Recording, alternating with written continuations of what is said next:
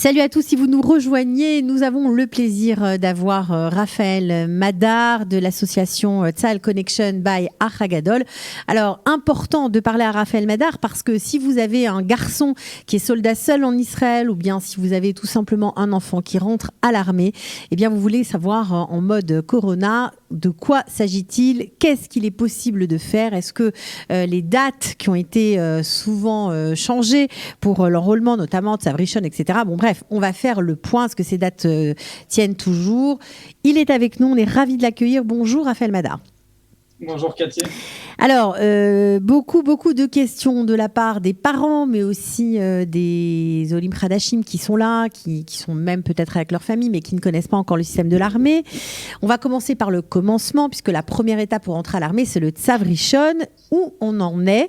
Est-ce que les examinations ont repris ou pas? Alors, le Tzav Rishon, donc petit rappel, donc c'est vraiment la première étape quand on va s'engager avec l'armée. Cette étape, elle se fait généralement pour les Olim Khadashim 1 an après leur Aliyah, ou alors pour les Olim qui sont arrivés avant leurs 16 ans, ils vont le faire entre 16 et 17 ans. Les Tzav Rishon jusqu'à présent, ils étaient annulés à cause du Corona, et une partie se faisait par Internet. Actuellement, l'armée a décidé de reprendre, c'est-à-dire c'est une annonce qui a été faite cette semaine, il y a quelques jours, pour reprendre les Tzav Rishon à partir du 17 mai, donc c'est vraiment la semaine prochaine. Maintenant, sous quelle forme ils vont le faire, ça, on n'en sait pas plus. Ce qu'on sait, c'est que chaque personne qui doit faire son Tzav Rishon par la suite, qui recevra généralement les convocations qui vont aller après, entre le 17 mai à juillet-août, vont devoir remplir sur Internet ce qu'on appelle le Tzav Bareshet. Donc, c'est en fait, normalement, le premier entretien qu'on faisait dans le Tzav Rishon. C'est un entretien maintenant qui se fait en ligne. Et en plus de ça, il faut remplir le formulaire médical. Donc, une partie doit être remplie par le candidat, la deuxième partie par le médecin de famille et la troisième par un ophtalmo ou un optométriste.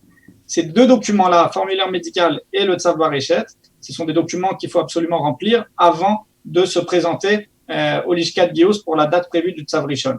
Quelqu'un qui ne remplit pas ces documents-là et qui se présente au Tzav Rishon, il va se faire refuser l'accès au Lishkat Gius.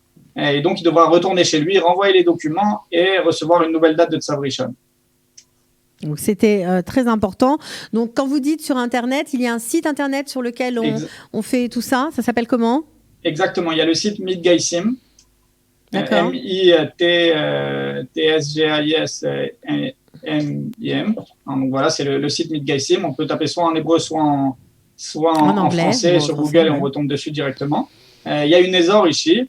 Les seules personnes qui peuvent se connecter, normalement, c'est donc les personnes qui ont reçu une convocation pour le Tzav Rishon. Le nom d'utilisateur, c'est la Théodat Zéhout, et le mot de passe, c'est un code qui est écrit sur la feuille. Évidemment que ce code, par la suite, on peut le changer. Au début, c'est juste des chiffres, mais par la suite, on le change. Les Olim qui sont moins de 1 an en Israël, qui veulent faire, qui sont intéressés par faire leur Tzav Rishon le plus vite possible, on les conseille de nous contacter d'abord parce qu'il faut préparer une lettre pour annuler leur année d'intégration. Je rappelle que les Olim Khadashim bénéficient d'une année d'intégration et que pendant cette année-là, l'armée ne les touche pas, entre guillemets, ou ne les contacte pas. Et à ce moment-là, s'ils veulent avancer les démarches, il faut annuler cette année d'intégration afin de recevoir des convocations pour le Tzav Rishon et en même temps donc la possibilité de se connecter sur ce site. D'accord. Alors ça, on va dire qu'on a fait un peu le tour de ce qui se passe au niveau du Tzav Rishon. Quand vous avez parlé d'un premier entretien en ligne, est-ce que vous parliez du test d'hébreu ou vous parliez des tests psychotechniques? Alors, le test qui se fait en ligne, le Tzav Bareshet, dedans, c'est uniquement la partie vraiment information sur les parents, sur tout ce qui est en rapport avec la Théodat Zéhout, avec les adresses, avec les enfants, la famille, etc., le nombre de personnes qu'il y a dans la famille, et la situation scolaire, c'est-à-dire dans quelle école on a étudié depuis la 4e en général Yud-Bet, donc terminale et plus pour ceux qui viennent et qui ont déjà fait un diplôme à l'étranger. Mais c'est concrètement les choses qu'on va demander. Et ce qui va se faire à l'oral, généralement, s'il y a une partie qui va se faire après tout ça, c'est que l'armée va appeler les candidats pour faire le Mifran Ivrit BLP. Donc, c'est le test d'hébreu à l'oral qui va se faire au téléphone. Okay. Est-ce que ces tests d'hébreu à l'oral, ils vont continuer après le 17 mai? Ça, on en saura plus la semaine prochaine. Je pense que oui, parce que les ressentis qu'on avait eus avec l'armée, c'était que l'armée voulait vraiment convoquer les personnes au Lishkat Gius uniquement pour les tests psychotechniques. Mais encore une fois, ça c'est uniquement mon ressenti. En termes d'information, on recevra les nouvelles règles la semaine prochaine. Et évidemment que Tsahal va à chaque fois s'adapter aux mesures prises par le ministère de la Santé. D'accord. Alors maintenant que nous avons fait le tour, on va dire, de cette première étape à l'armée, que se passe-t-il pour ceux qui avaient une date d'enrôlement ? Alors, les personnes qui avaient une date d'enrôlement, donc généralement les enrôlements de avril de la session de mars, maintenant on va même plus l'appeler mars, on va l'appeler mars à mai. Le Gius, certains Giusim ont été avancés en mars, d'autres ont été repoussés, voire étalés sur toute la période avril-mai, voire peut-être même début juin en fonction de certaines unités très spéciales. Chaque candidat qui était dans des périodes d'examen ou quoi que ce soit va recevoir des nouvelles convocations. Mais en tout cas, le Gius de mars, il est étalé sur mars, avril, mai, début juin, avec possibilité de l'étaler encore. Pour ceux qui devaient s'engager à la session de août, certains ont pu voir leur Giusim décalé. Évidemment qu'on peut toujours faire appel de ces décisions, mais l'armée décidera, aura le dernier mot. Mais le Gius de août, l'armée a déjà fait une annonce en disant qu'il va commencer de juillet et qu'il va s'étaler jusqu'à Rosh Hashanah. Donc, c'est important de prendre ça en compte et de ne pas être surpris si on voit vraiment notre enrôlement, pour ceux qui devaient s'enrôler cet été, à plus tard. Pour la simple et bonne raison que l'armée va s'adapter aussi en fonction de ceux qui avaient leur bac israélien à faire. Donc, c'est possible vraiment que ça soit décalé même de quelques semaines pour tout le monde. Mais ça, encore une fois, on en saura plus après les décisions du ministère d'Achinour et du ministère de la Santé et du ministère de l'Éducation. Pour les personnes, les filles, maintenant, qui avaient le Yom HaMeah et qui étaient annulées donc il y a environ 2 semaines, à partir ça fait déjà quelques jours que le Yom HaMeah a repris de façon mekouvenet, donc en ligne. Et c'est bon, donc le Yom HaMeah, on explique, c'est une journée pour intégrer les unités d'élite. Le Yom HaMeah, c'est pas vraiment une journée pour les unités d'élite, c'est la journée pour les filles qui ont un niveau d'hébreu élevé. Après le Tzav Rishon, c'est l'étape qui suit. Donc c'est vraiment la deuxième étape. Yes. Ça se fait généralement en fin de Yud Aleph, début de Yud Bet, jusqu'à décembre de Yud Bet, donc de terminale. Ça, normalement, c'est vraiment une étape qui dure de 7h, 8h du matin jusqu'à 17h, avec beaucoup de tests, beaucoup de choses. Je ne vais pas rentrer dans les détails dedans, mais il y a pas mal d'étapes dans cette journée. Et apparemment, l'armée a décidé de faire pour l'instant cette journée-là via Zoom, donc vraiment en ligne. Très moderne. On n'en sait pas plus actuellement. Encore. On a certaines personnes qui ont reçu des convocations chez nous qu'on aide, qui vont, à mon avis, me tenir au courant dans les prochains jours. Et à ce moment-là, je pourrais essayer de refaire une sorte de récapitulatif beaucoup plus clair. Mais de mon ressenti, c'est pas possible de faire toutes les étapes du Yom HaMeah en ligne, parce qu'il y a des étapes qui sont physiques et il y a des étapes qui sont techniques où on doit essayer de créer des choses avec des Lego ou quoi que ce soit. Donc là, il faut être je pense que c'est uniquement les étapes techniques c'est-à-dire via les ordinateurs, les tests psychotechniques avancés pendant cette étape, pendant le Yom HaMeah, ou les tests de parler devant d'autres personnes qui vont être mis en avant. Les autres tests, j'ai du mal à imaginer comment l'armée peut les mettre en place. En fait. Alors, on a parlé des filles. Maintenant, concernant, on y arrive, ces unités d'élite qui font rêver, les garçons qui veulent intégrer Sayeret Matkal, Shayetet, ou bien encore devenir pilote. Est-ce qu'il y a du nouveau pour eux ? Il y a des nouvelles dates. Pour le Gibush Matkal, donc ça va se faire entre fin mai et début juin. Pour le Gibush Shayetet, il sera la dernière semaine de mai. Et le Gibush Tais, pareil, ça va être la dernière semaine de mai, juste avant le Gibush Shayetet. L'armée a fait exprès de ne pas faire ces 3 Gibushim plus ou moins aux mêmes périodes. Donc là, on parle, pour bien préciser aux parents qui nous écoutent, c'est vraiment ceux qui doivent commencer leur service militaire. C'est pas les autres. Exactement. On parle pas de personnes qui techniquement sont encore en Yud Bet et qui peuvent faire ces tests-là plus tard. On parle de personnes qui auraient dû déjà s'enrôler à l'armée et qui auraient pu s'enrôler dans ces unités-là s'ils avaient réussi le test. Ce qui va se passer, c'est que ces personnes-là, donc en général, beaucoup d'entre eux, en la vérité, se sont déjà engagés à l'armée et vont recevoir soit des autorisations de leur unité pour sortir faire les Gibushim, soit ils ne se sont pas engagés à l'armée, ils ont réussi à repousser leur entrée à l'armée et vont pouvoir quand même, dans ce cas-là, faire ces tests-là. Les personnes qui auraient dû faire, qui sont en Yud Bet, une bonne partie d'entre eux vont recevoir la convocation pour ces Gibushim-là, elle va être décalée à la session de novembre-décembre, pour la simple et bonne raison que ils sont pas encore prioritaires. La priorité, c'est ceux qui auraient dû s'engager, et eux, c'est, on va dire, vraiment la Dor Abba, la génération d'après. Donc, l'armée va les décaler de quelques mois. Chaque candidat a dû être tenu au courant. Dans le cas où il n'a pas été tenu au courant, alors il peut toujours venir vers nous voir et on lui expliquera comment ça marche. Mais on parle de gibouch, je précise que ces gibouchim-là sont des gibouchim qui se font après le Yom Saïrot et après l'avoir validé. Ok. Alors juste pour finir, parce qu'il y a beaucoup d'informations et c'est quand même assez formidable de les avoir en plus en français. Que se passe-t-il pour les soldats seuls? Il y a quelques aménagements qui ont été mis en place pour eux. En tout cas, l'armée assouplit certaines de leurs conditions vis-à-vis d'eux. C'est ça. Alors déjà, il y a l'aide qui est une aide qui est très facile à obtenir, mais bon, c'est pour les soldats qui sont en congé maladie, ce qu'on appelle gimelim, donc qui se sont blessés pendant quoi que ce soit pendant plus de 3 jours consécutifs. C'est des soldats qui sont à la maison. Et à ce moment-là, comme ils sont à la maison, ils sont blessés, ils peuvent faire une demande financière, une demande d'aide financière supplémentaire, en plus de l'aide qu'ils reçoivent vraiment en tant que soldats seuls. Ils font cette demande-là auprès de leur assistante sociale, et généralement, c'est accepté sous quelques jours. Les soldats qui, en théorie, les soldats seuls qui, en théorie, ont des bourses comme l'aide au loyer ou alors les droits de soldats seuls en tant que Olim Khadashim avec le ministère de l'Intégration et le ministère de la Construction et du Logement. Normalement, on est censé fournir des documents tous les 6 mois ou tous les ans pour prolonger cette aide-là. À ce moment-là, ce qui va se passer, c'est que ces aides-là, ils vont être prolongées automatiquement sans fournir aucun justificatif jusqu'au 30 juin 2020. C'est possible que si la situation empire ou ne s'améliore pas en tout cas, c'est possible que ça soit encore prolongé jusqu'au mois d'après. Mais actuellement, c'est prolongé jusqu'au 30 juin 2020. Une autre aide supplémentaire pour les soldats seuls, c'est une aide qui existe mais qui est revenue, on va dire, c'est l'aide par rapport au Yom Sidourim.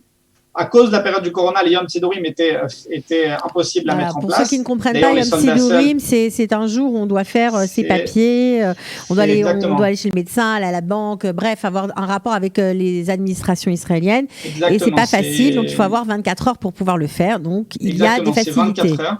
Okay. C'est 24 heures qui sont mises en place. C'est possible de les redemander. Maintenant, le plus gros conseil, ce qu'on dit à tous les soldats seuls qu'on accompagne, c'est de vraiment faire attention quand on demande ou quand on reçoit ces 24 heures.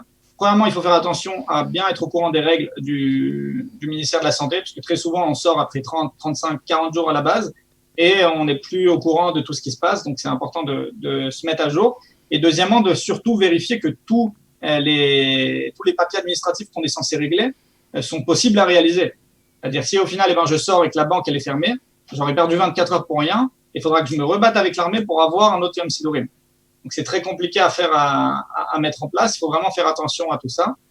Une autre aide aussi qui a été mise en place pour les soldats seuls qui sont en service, c'est par rapport aux ceux qui ont besoin d'avoir un permis de travail, ceux qui doivent travailler parce que la situation actuelle financièrement c'est très compliqué pour eux. Alors à ce moment-là, la demande est beaucoup plus simple à mettre en place. C'est encore une fois via l'assistante sociale, à machaquitage de l'unité, sauf que c'est remonté directement au commandant de la base. Et généralement, c'est accepté assez rapidement. Ok, d'accord. Alors, il y a aussi, je crois, des aides pour ceux qui sont en fin de service et ceux qui ont besoin peut-être de rester encore un peu à l'armée pour gérer, on va dire, en raison du corona, de toute cette période qui a été un peu compliquée. Alors, qu'est-ce qui se passe pour eux, pour ceux qui devaient finir leur service au mois d'avril, par exemple? Alors, il y a des dates très précises que l'armée a mis en place. Les soldats qui n'ont pas encore terminé leur service militaire et qui auraient dû finir leur service militaire entre le 6 avril et le 31 mai. Donc, techniquement, c'est à partir d'aujourd'hui, on va jusqu'au 31 mai, et qui n'ont pas donc encore terminé leur service militaire. Ils peuvent faire une demande pour prolonger leur service jusqu'à 3 mois maximum. Maintenant, cette demande, elle doit se faire 48 heures avant la date de fin officielle de service du soldat. Généralement, ce qui va se passer, c'est que l'armée ne va pas accepter 3 mois. Elle va accepter d'abord 1 mois et demi, ensuite elle va prolonger à chaque fois. Et pendant cette période-là, le soldat, il va rien faire.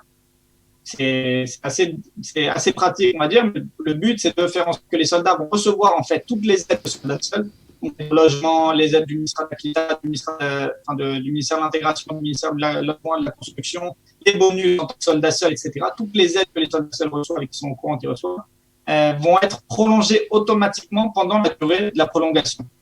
Donc c'est vraiment intéressant à mettre en place. On conseille vivement les soldats seuls à accepter, à prolonger leur service de 3 mois. parce qu'au final, ça va les aider vachement pour s'en sortir financièrement. Il y a une deuxième aide financière qui a été mise en place par l'association Knefaim, donc c'est Wings, qui est en rapport avec l'agence juive, le Misrad Aklita. C'est une bourse de $500 pour deux populations. La première population, ça va être les soldats seuls Olim, donc je dis bien Olim, pas les Machalnikim. Donc c'est un problème, mais bon, on peut rien faire dessus. Les soldats seuls Olim qui ont perdu leur travail, qui ont terminé leur service et qui ont perdu leur travail sur l'année après l'année qui a suivi leur fin de service. Et la deuxième population, ça va être les personnes qui doivent s'engager à l'armée en tant que nouveaux immigrants, donc en tant que Olim et pas en tant que Machal, et qui se trouvent dans aucun programme d'intégration. Programme d'intégration, ça peut être Garin Saba, ça peut être tous les programmes de Garin, enfin les Mechinot, Gam Tzvayot, etc. Des personnes qui se trouvent dans aucun programme d'intégration comme ça, alors ils pourront recevoir aussi ces $500. Il faut comprendre aussi qu'en plus de ça, il y a eu beaucoup de pression qui ont été mises de la part de pas mal d'organisations comme Nefesh Benefesh, la nôtre aussi, Art Gadol, et d'autres associations qui vraiment sont très actives pour les soldats seuls. On a tous mis pression sur le gouvernement pour essayer de développer plus d'aide pour les soldats seuls. Actuellement, l'aide qui a été autorisée par le gouvernement, mais pour des raisons bureaucratiques, on va attendre de voir qu'est-ce que ça va donner, c'est l'aide de 4000 shekels pour les soldats seuls qui ont terminé leur service sur l'année qui a, enfin, depuis 12 mois, sur les 12 derniers mois, pardon. À ce moment-là, ces soldats-là pourront recevoir une bourse de 4000 shekels. Maintenant, encore une fois, c'est très flou. Il y a une autorisation, on ne sait pas encore si c'est pour ceux de Mahal. On comprend qu'il faut se renseigner auprès de l'armée. Alors, on va quand même donner le numéro de téléphone de l'armée, en sachant que c'est plus facile de les joindre sur Facebook. Donc, l'armée, c'est étoile 1111. Mais sinon, ils ont des pages Facebook, on peut les contacter. Ils ont la page Facebook de Meitav, voilà. Qui est très facile, qui est beaucoup plus simple actuellement à joindre via Facebook que par téléphone. Et puis, on peut vous appeler à vous aussi. On peut vous appeler à vous aussi. On peut nous appeler directement sur mon numéro. Vous pouvez donner votre numéro, Raphaël ? Bien sûr. Allez-y. 054 905 60 16. OK. Mais je veux revenir sur le dernier point que j'ai dit, parce qu'il y a beaucoup de rumeurs, et comme je suis assez actif dans les groupes des soldats seuls aussi, je vois beaucoup de rumeurs et beaucoup de mauvaises informations qui sont transmises. L'aide des 4000 shekels, pour l'instant, ça a été uniquement autorisé. Il n'y a pas eu encore de budget il n'y a pas eu toute la partie bureaucratique, elle n'a pas été mise en place. Voilà, je pense et j'espère que ça va être fait dans les prochains jours, mais ça a été décidé, mais pas les modalités d'application n'ont pas encore été votées, on va dire. Voilà. Bon, en tout cas, merci beaucoup Raphaël Madar pour toutes ces précisions. Heureusement que vous êtes là parce que vous éclaircissez, on va dire, l'horizon de ceux qui sont un peu paumés. Voilà. Donc merci beaucoup. On essaie de faire ce qu'on peut. Vous y arrivez très bien. À très bientôt en tout cas. À très bientôt. Ciao.